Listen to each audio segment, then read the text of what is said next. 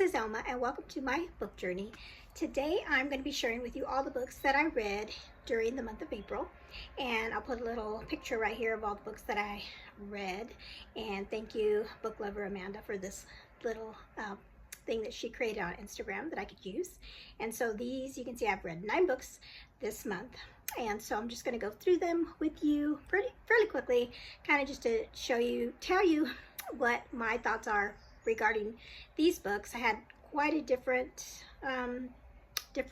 genres this time. I had some historical fictions, I had a fantasy, a middle grade book, and some romance and things. So here we go. All right, so the first book that I have for you today is the book by Elizabeth Camden, and this is called While the City Sleeps. And this is the first time I've read a book from this particular author, and I really enjoyed her writing, and this book was really good. And I have to tell you, when I don't think it was it on my TBR? I'm trying to remember, because sometimes I add books during the month, and I think I might have added this one, maybe not.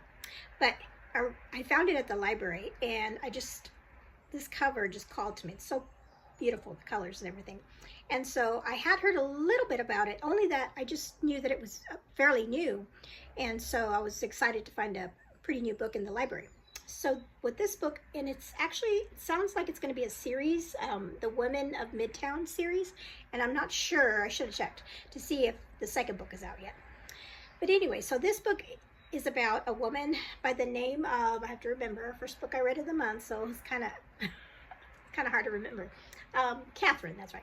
Catherine, she is a dentist, and so she is living in New York City the year is 1913, so there's not a whole lot of female dentists back in her day. So she is working at a clinic that has pretty much 24 hours, well, maybe not 24 hours, but she actually works the night shift. And so when she gets off work at her clinic, there is a policeman by the name of Jonathan that he always meets her outside her clinic, and then he walks her to the subway and make sure she gets on the subway okay. And so he started doing that ever since she started working at the clinic, and they've been doing that for I think about 2 years. And they have a friendship, but it is pretty, surface level, just hardly any chit chat. She tries to get stuff out of him about who he is and what he does and everything, but it's hard for her. And she likes him, she's fond of him, but nothing is happening. That's the only time she ever sees him, and that's it. Anyway, so what this book is about is, while she's performing some dental work on a patient, she gives the patient the laughing gas, right? Well, while he is under the influence of that, the patient starts rattling off information, and it's to her, it's just random names and things, and she doesn't think anything of it. She just thinks, oh, it's the laughing gas, and then the patient goes on their way. And then later on, maybe a few days or something, there is a boat or a ship that is set on fire, and there's something going on with that. It wasn't natural circumstances. Somebody set it on fire or something. But anyway, what caught her attention was that the name of the boat, or the name of the ship, was one of the things that her patient had blurted out. And so she thought maybe there was something to that. So she reaches out to her friend Jonathan, who is a policeman, and tells him of what happened, and he takes down her information, and then the story goes on from there. And so what I enjoyed about this book is not only the kind of the mystery of what that patient said to her, and how things later on started happening, that more things started happening that had to do with what she heard. But what I really enjoyed was their relationship between Catherine and Jonathan. They kind of get, she gets, because she's like a witness to this event, and he is trying to protect her and make sure nothing happens to her. This is during the time when they have the mob in New York City, and there's, you know, possibility that the mob is involved, and he wants to protect her. And then we also have the story of Jonathan, who has a secret past that he doesn't want anybody to know about. And that's one of the reasons why he hasn't allowed himself to get close to her in these 2 years. Even though he's fond of her, he doesn't want to get too close with her because of the things in his past. And that is really interesting in the book towards the end, when that comes out about what he's hiding, and because you're wondering, well, what is he hiding? What's in his past? But what comes out is really, really good. And so I really enjoyed this. I probably gave this about 4 stars for this. And this is Christian fiction, historical fiction. So that was the first book I read in in April. Oh my goodness. Okay, in April. All right, book 2. Book 2 is, I read Stephanie Garber's finale. Is that right? Finale. And this is book 3. I finally got to book 3. And the Caravel series. And this is my first completed series of the year. I read the other 2. I read one in January, and I think maybe one in February, maybe. But anyway, I'm finally glad to get through the series, because now I'm just ready to dive into Stephanie Garber's newest series, and I'll probably start book 1 in June is what I'm thinking. But anyway, this concludes the story of the 2 sisters, Scarlett and Donatella, and the way they maneuver and get through all the things that legend puts them through, and then plus all the other characters. And then I don't want to say too much because this is book 3, but we kind of wrap up some things that were brought up initially in book 1, and then in book 2 really, you know, more characters came in, and then I really like the way it ended in book 3. So I'm ready to move on to the next series. And I really enjoyed this series. This is a young adult fantasy series. The next book I'm going to talk about is, during the month of April, there was also a readathon that had to do with Louisa May Alcott. I think they called it Alcott April, or April Alcott. And this book, The Inheritance, was the buddy read, or the group read. And so I picked this up at the library, and I wanted to make sure, I wanted to try to read some other of her books, but I just didn't have time. But I definitely wanted to get in the group read so that I could participate in the discussions and things. And so this was a book that is about a young orphan girl named Edith, and she is super sweet. She is very moral and wise and sweet and good, all around, like good character. And she's beautiful, and she sings, and she, like I said, she's an orphan, and a wealthy family brings her to their home, and she's kind of like a governess to the daughter, one of the daughter, and the daughter just loves her. I mean, everybody loves her because she's just a sweet person, and she really loves the family as well. But she's not of their standing, you know. She's still like a servant or like a governess, but they do involve her in a lot of their outings and things like that. But she knows her place. She knows that she can never like marry somebody that's in their level, class level.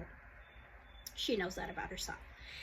So there's a character in here that comes in that is really nasty to her. Her name is Lady Ida, and she's horrible. You can tell she just doesn't like her because she's jealous, because all the attention that everybody throws to her, you know, because she's just a sweet girl.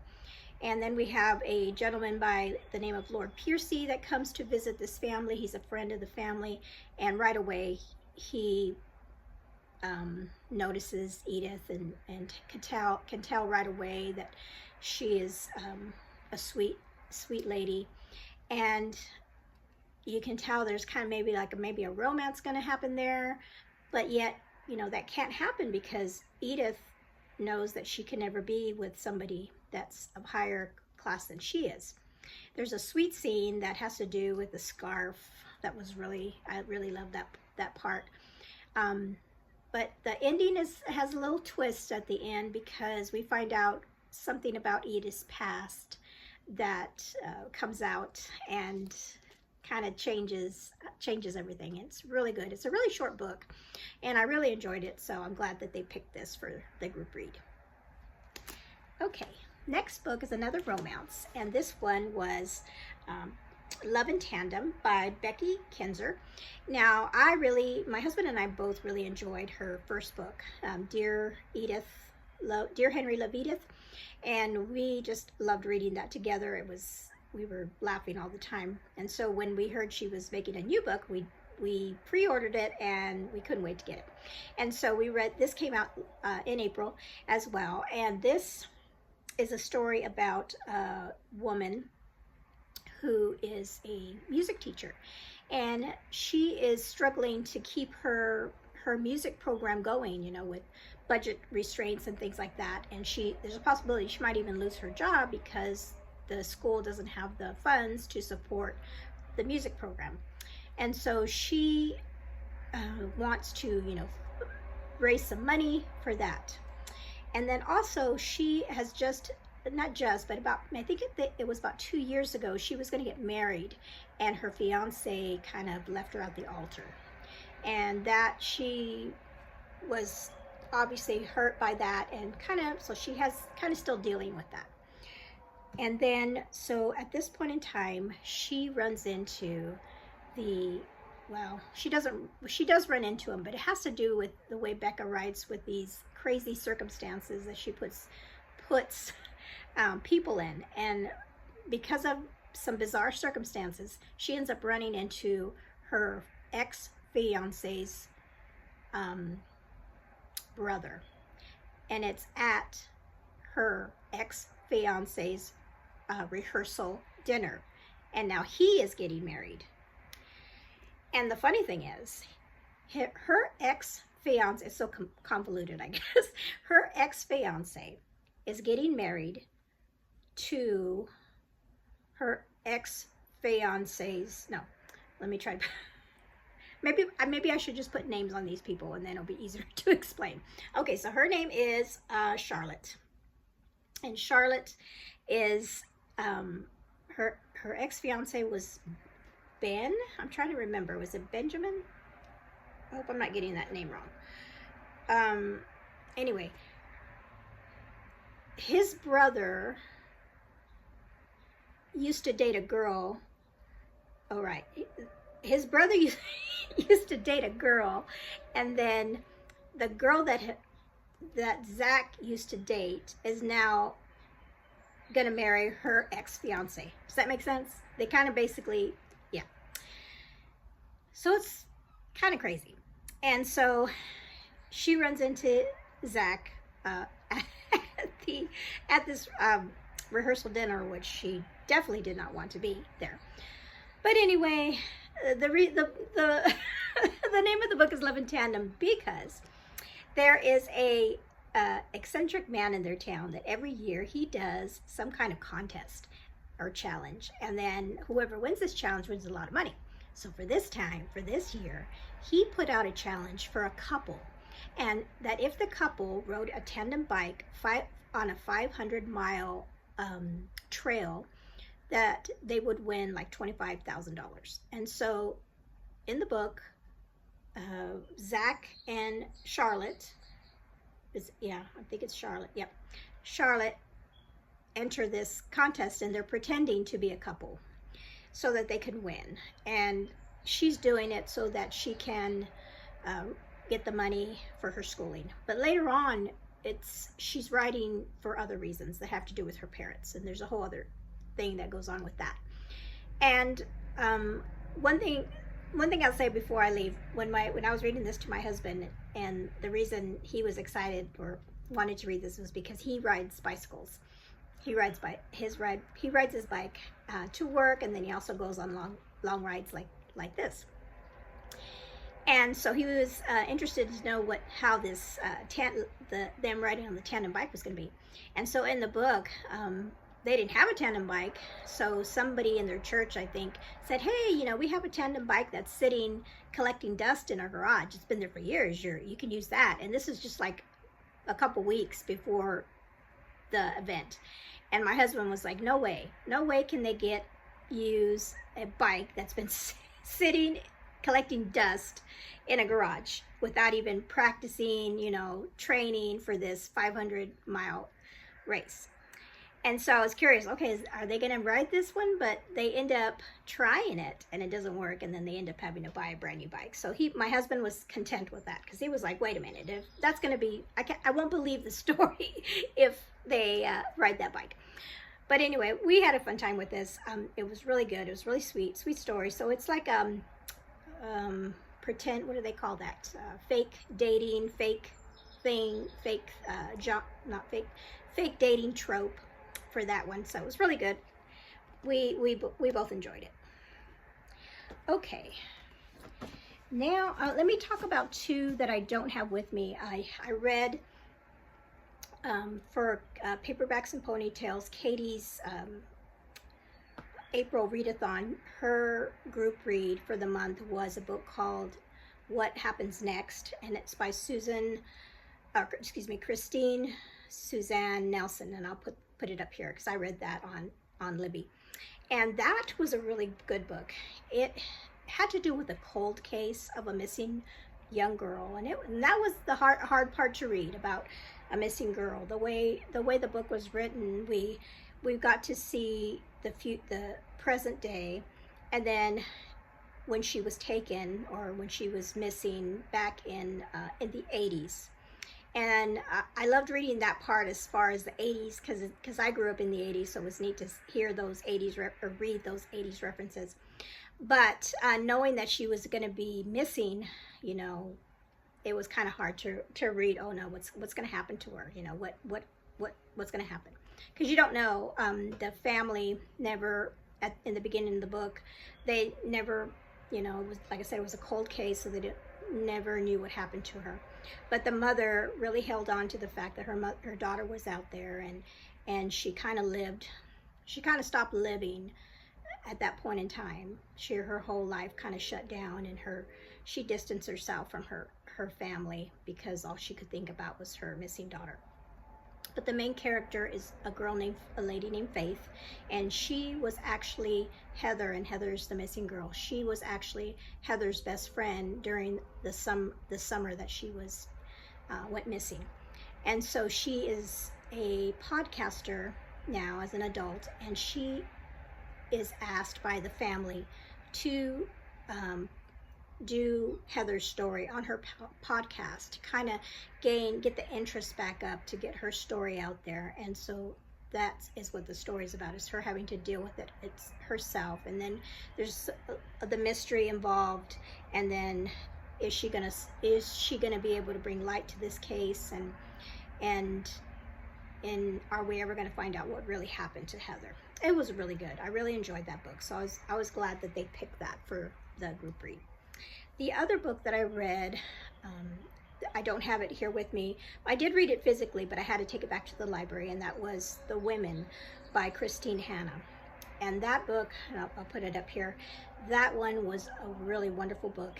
It was a historical fiction based in the time of the Vietnam War. And it was a story about a woman named Frances who went by the name Frankie.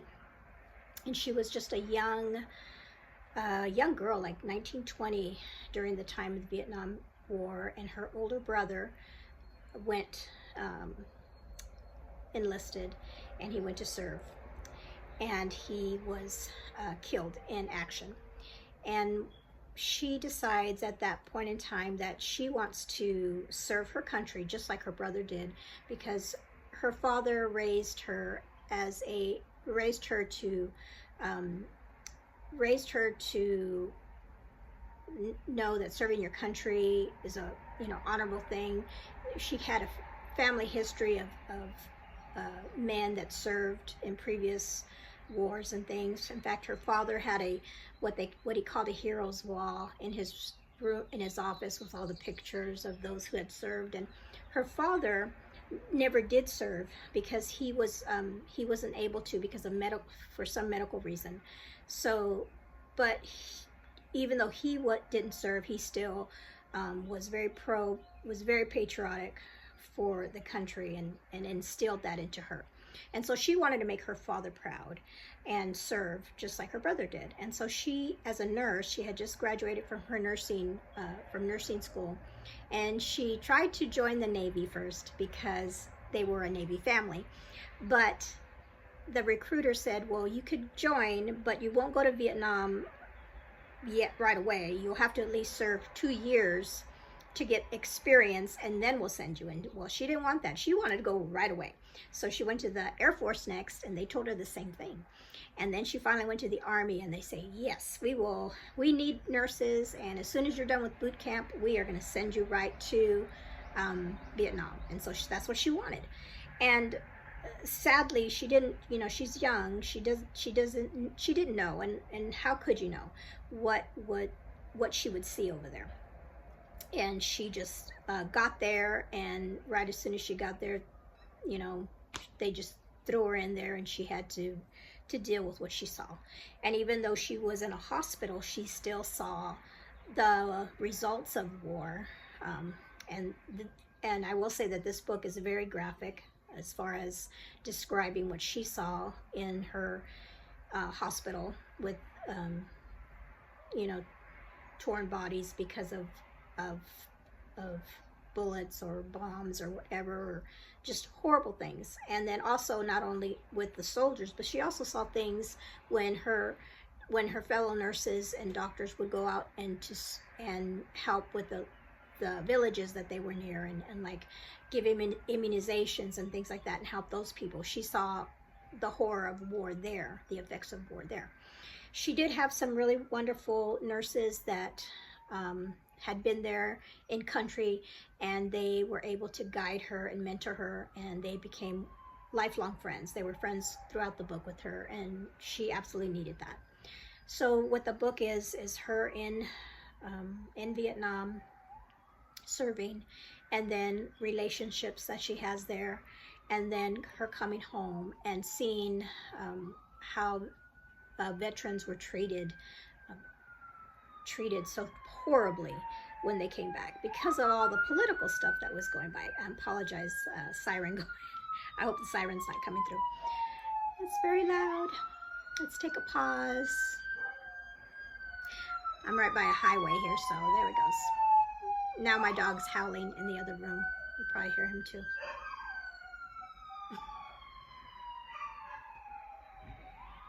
But anyway, oh, now he's gonna bark.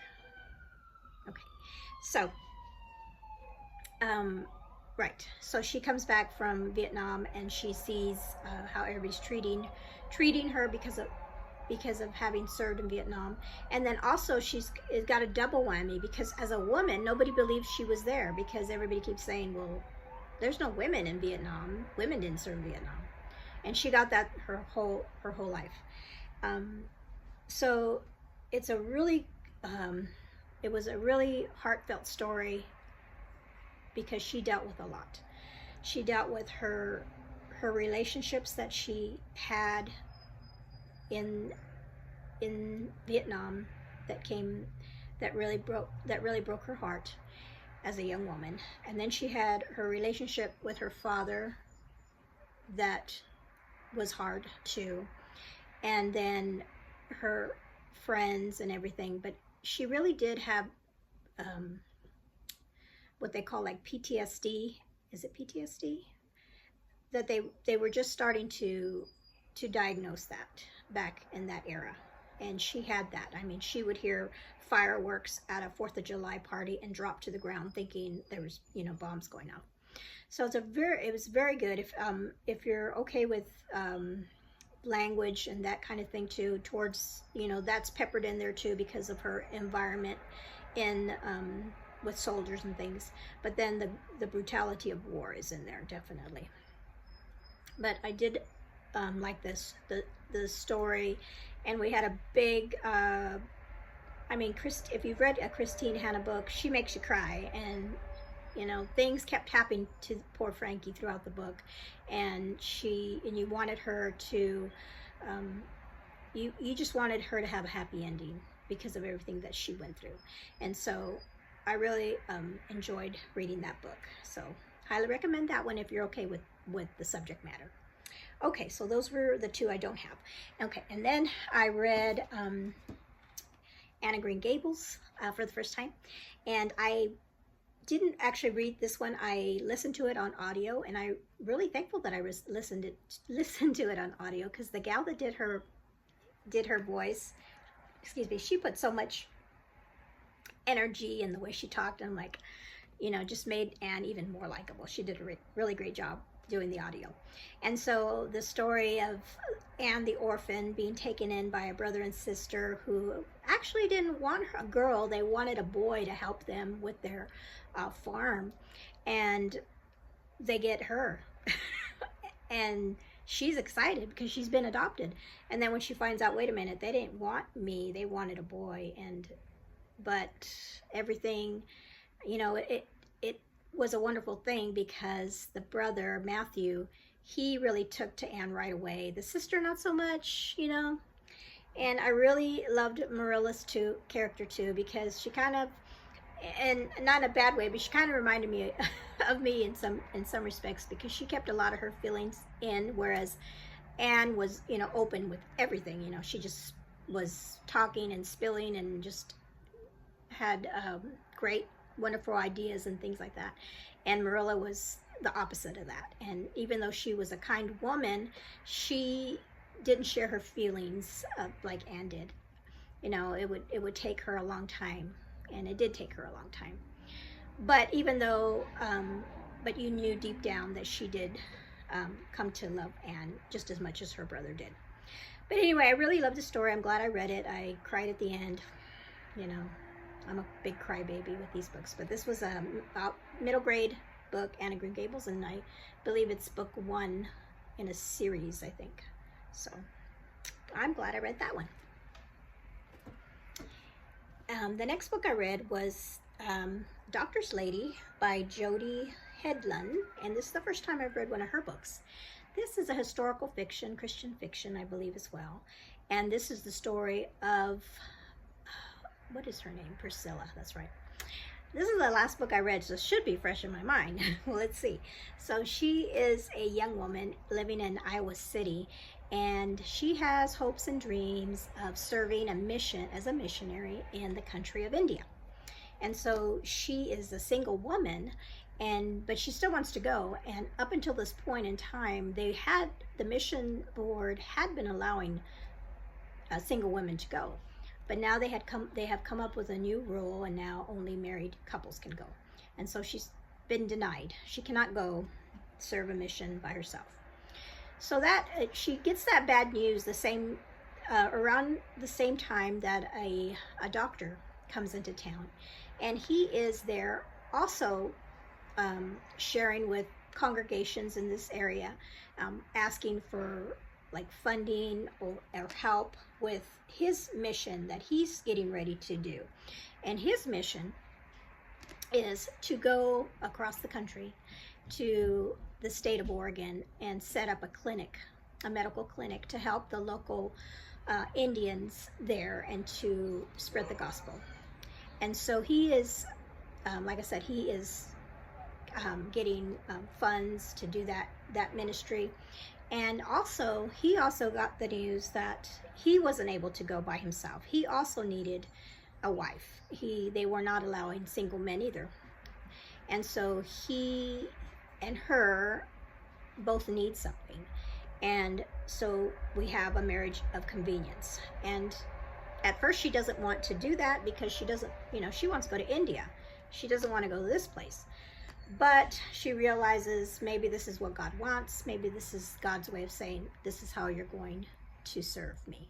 And so the story is them going on this amazing journey across the country. And they start like in February, and they have to get there before winter time comes, because of the harshness harshness of it. And so this is a really beautiful story of those two people that are basically strangers, learning to live together through really hard circumstances. And so and then after I was done with the book and the author's note, the author says that she based this on a real story. And this woman that really did do this and was the first, really, I think she was one of the first women to cross the United States by wagon in that time period. And it was just a harsh, even for men it was harsh. So going as a woman, going over the country, just on horseback or wagon. And the thing, if you've read anything about like the Oregon Train, they really couldn't take anything with them. I mean, when she was getting ready to leave, he goes, well, you can only take one little trunk, a really small one. And she was like, what am I, she wanted to take all her things, and you couldn't do that because you had to have your wagon filled with the basic necessities, no extras. And so there was some sacrifices that had to be made, and some hardships that they went through. And I really liked this book. There was a lot of good faith in it as well, for her, putting her trust in God, because I tell you what, things went wrong on their journey. I mean, I kept telling my husband, these people can't catch a break because nothing's going right. But I don't want to ruin the book, but it was really good. I really enjoyed it. Okay, so now we're coming to the last book that I read this month. I think this one was the last one I read. I read these kind of both at the same time, but this is a book I read. Oh, I do want to say I was able to buddy read this with Taylor from Tales and Treats with Tay. So just want to say that. I haven't done any buddy reads, so this was like my first one, so I was happy to do that. And then this is a second buddy read that I'm doing with Cat Stories. And I noticed on one of her videos that she was going to read this book, and I had reached out to her and I said, hey, I'm going to read this too, because this is the book that I pulled from my little jar of my books that I really want to try to read this year, because I had bought this book last year and then I just never got around to it. But I had bought it wanting to read it, and I had picked this up because I really love reading historical fiction books based in World War II. And when I went on Goodreads, this one like popped up as one of, really one that people really love and had high ratings. And so this is about a story revolving around two main characters, and they both live in different areas, but during the same time period, and that the war is going on. So we have Marie, who's a young blind girl that lives in France, and we have Werner, who is a young man that is living in Germany. And so we see the war from two opposite sides. We see the war through Marie's eyes, even though she's blind, but her experiences with her father in Paris as the Germans are coming in, and everybody is leaving because they're afraid, what the Germans are going to do, and what are they going to do to a young blind girl, just horrible things that could happen. So we see their experiences as they're being occupied really by German forces. And then we have Werner, who is a German, who is an orphan, and he and his sister Jutta are living at an orphanage run by a French woman named Elena, and she is a wonderful character too. She takes really good care of the children, and Werner is very special because he's very intelligent. He and his sister both really. They are able to listen to a radio program when they're young, and it's of a professor in France, and he teaches and he talks about things of science and the science nature, and they just are intrigued with that.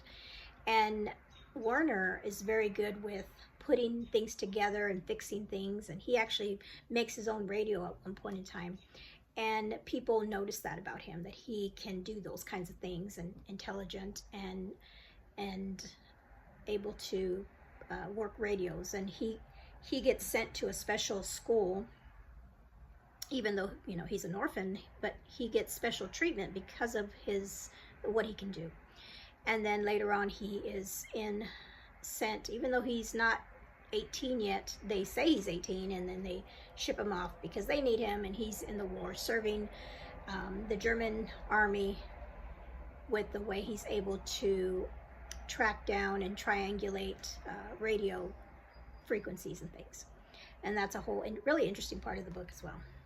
So as I was, Kat and I are reading this, one of the things we talked about with each other is like, are these two people in the beginning of the book, we're wondering, are they going to meet? How are they going to meet up? You know, how are their stories going to collide?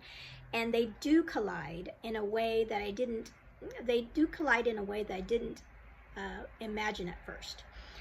And the way the book is written is we go from, the book starts off with in 1944 when bombing is happening, and then we go back and then it goes back into the past, and so it flips back and forth between the 1944 and then the past, and how both characters kind of how they got to this point in time. And at first it was hard to keep track of that, but then it was easy to do that. And I was telling Kat I liked that afterwards, because when I read something that happened in 1944, I was like, oh, and so I knew that we were going to get a bigger explanation of how that happened when we went to the next chapter into the past and how that happened. And so I did like that, how that worked out. I really love this book. This is a book that one of these that you'll think about and ponder over for a long time. And I will definitely probably read this book again at one point. I mean, I put a bunch of little, I was tabbing it a lot, all the things and that were happening to these two people. And you know, I want a happy ending, but then this is during wartime. It's kind of just like with Kristin Hannah's book with Vietnam. You know, you want a happy ending for Frankie, and I wanted a happy ending for these two characters, because I want, you know, they lived happily ever after and things. But war is, you know, is real, and there's a interesting kind of backstory. I mean, the way it all ties together is really, really wonderful. I really love the way the author did that. But anyway, I really love this book. If you have read this, let me know in the comments below. If you've read this, I'd love to talk to you about this, to see what your thoughts are, if you enjoyed it. And this book, I think, came out in 2014, I believe. Yeah, 2014. And they did recently do a Netflix TV show about it. And I knew that they did that, but I didn't want to look at the trailer until after I finished reading the book, so I wouldn't get spoiled. And I did watch the trailer, and I could tell just by the trailer there's some things they're going to change. You know, they always do that, but it looked pretty interesting. But anyway, that was the last book I read for the month. And so I did want to say that I did participate in Paperbacks and Ponytails, her Shower Me with Flowers readathon, and I did complete all the prompts. I didn't read a book for each prompt. I doubled up. So like While the City Sleeps, that one I used the character who has a villain, and then also a hero that doesn't claim to be a hero, and that one was Jonathan, the policeman in that book. And then for the Inheritance, I used that for 2 prompts. I used that for the wealthy person in society, and then also for a flawed character, which was Ida, because she was a flawed character to me. She was pretty nasty. And then the Doctor's Lady, I also used 2 prompts for that one, and that one I did was in my TBR to use for this readathon, and it was for a book with a married couple, and then a book with a wedding, because they did have a wedding when they got married. And then the book What Happens Next, I used that for a character who is royalty, because Katie said we could use that because as a believer in Christ, we're all daughters of the King. So she was a believer in the book. So that counted for royalty. And then I also used that one as a mother and daughter story because of the mother that had lost her missing daughter. That story was really strong in that book.